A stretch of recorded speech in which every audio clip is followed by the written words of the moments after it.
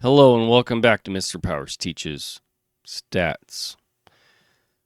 We are doing section 2.2, and in 2.2 we are talking about histograms. So there is this free tool that I have become a huge fan of, and actually I've always been a fan of, and it is GeoGebra. So here is a link right up here in your face, geogebra.org/classic pound spreadsheet. It takes you straight to the classic GeoGebra, the one I grew up with, and the only one apparently that has the spreadsheet view. But apparently, it's coming soon to the whatever's not classic anymore. There's two versions, but in any case, it works online. It's great, and this is a wonderful tool when it comes to stats.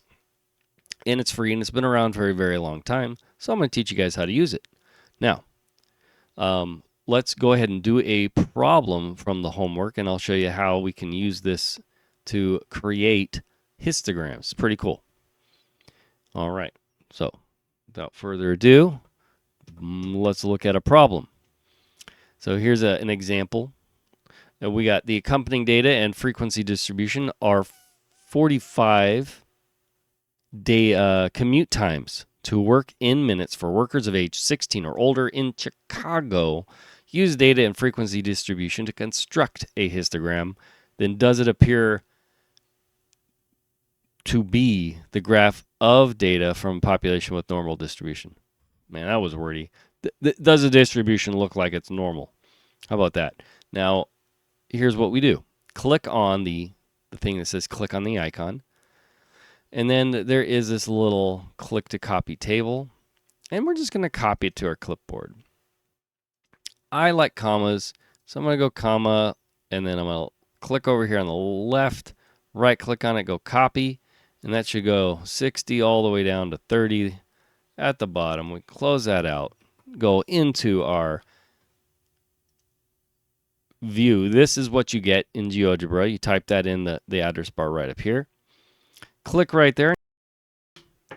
Pop all those values in. Should be 45. There we go. Wonderful. Easy to use. And then what we're going to do is highlight these guys and click on a couple buttons. We're going to highlight all those. Click on this first button here on the top left. Click one variable analysis. And just sticks a histogram up there like it knew we wanted a histogram, obviously. Now, when it does this, let's say it didn't put a histogram, just click over here and choose histogram. Should though.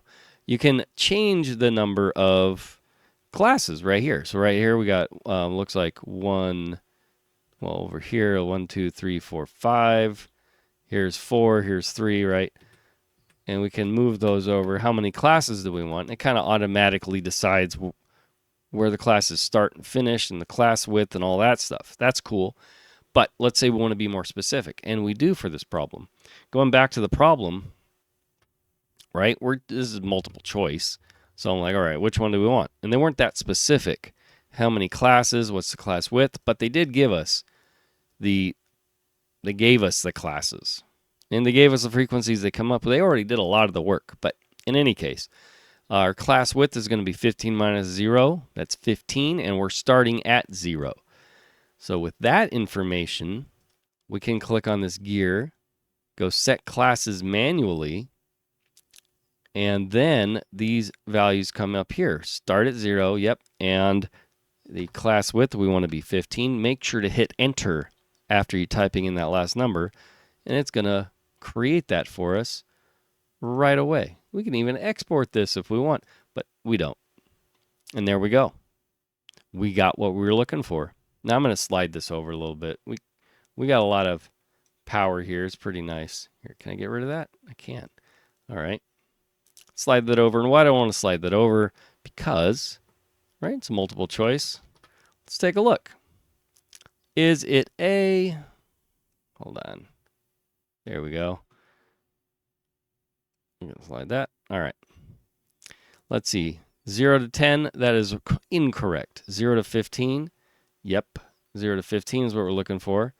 That shape is definitely not this one. 0 to 15, yep. Again, does not look right. So it's got to be D. 0 to 15 is about 6. 15 to 30, that's going to be, looks like 17. No, I guess it's 16. And anyway, and so on. So there we go. We found it. We have it. We were easily able to make this histogram. It's very cool. Last question, though, is, hey, does it look like it's normal? I'm going to say big no. Doesn't look normal at all. Looks like a little skewed right to me. Not normal at all. This normal means if it's normal, it's symmetric, and this is not symmetric. I'm looking at, here's the highest point, goes way lower, one class over than the class on the right. It's not symmetric at all, no matter how I try to change my view. And going back to our lesson, like this, here is an example of a histogram that's fairly symmetric, that we could say, all right, that could be a normal distribution or fairly normal. What we have here is not. So there we go. That's how you do it. It's super easy. Hope that is helpful for you all. And until next time, enjoy doing math.